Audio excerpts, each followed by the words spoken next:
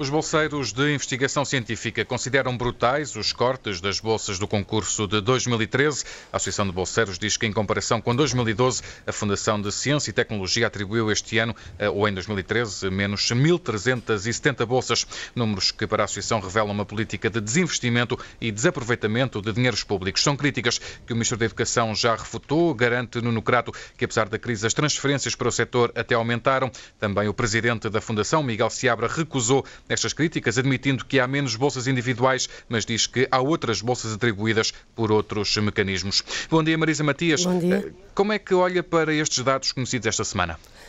Estes dados são representativos de um ataque enorme que está a ser feito à comunidade científica em Portugal. Eu partilho das críticas que foram feitas pela Associação de Bolseiros. O sistema científico em Portugal não vive sem estas pessoas, depende totalmente delas. Quando nós falamos que Portugal está a caminhar para a excelência em muitas das instituições, eu pergunto o que é que seria das instituições de ciência e de investigação em Portugal, das universidades, sem os bolseiros.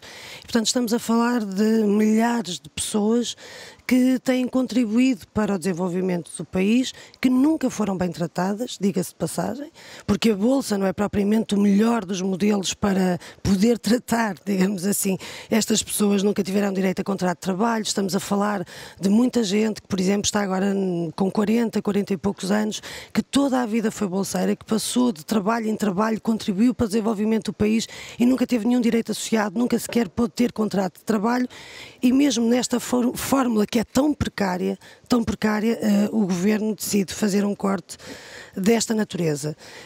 Isto significa que estas pessoas não vão para o desemprego porque nem esse direito têm. Nunca puderam sequer ter direito às prestações sociais que lhes permitem dizer que, ao fim de muitas vezes 20 anos dedicados à ciência, podem ter sequer direito a um subsídio de desemprego. Nada disso. São completamente afastadas, colocadas de fora do sistema.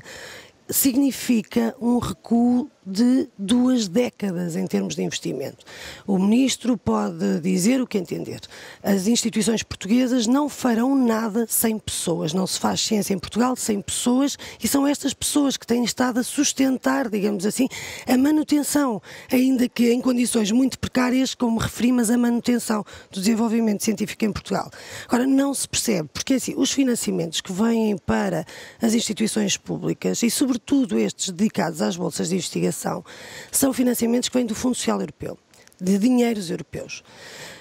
Há um acordo que foi assinado que garante que no mínimo são atribuídas 1.500 bolsas por ano. Ora bem, este ano foram 298 bolsas de doutoramento, ou seja, 8% dos candidatos tiveram direito a estas bolsas, e 233 bolsas de pós-doutoramento.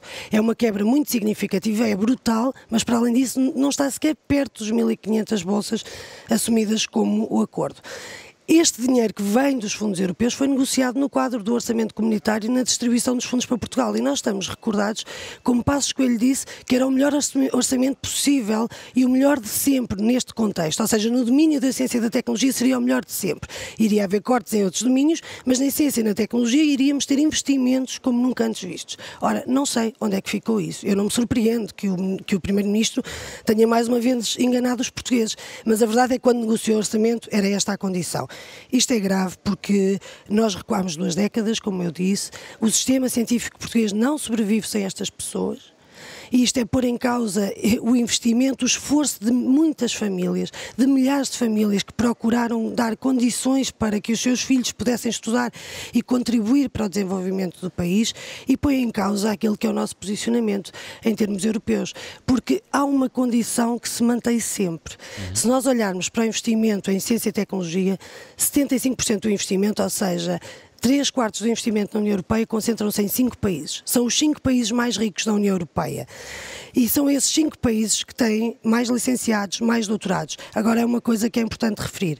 Eles não é porque têm pessoas com mais formação que são mais ricos. Eles são mais ricos precisamente porque têm níveis de formação mais elevados. E, portanto, para o desenvolvimento de um país, a educação não é a condição suficiente, mas é uma condição necessária, à qual, obviamente, tem que se juntar um modelo económico que lhe corresponda e que esteja à altura.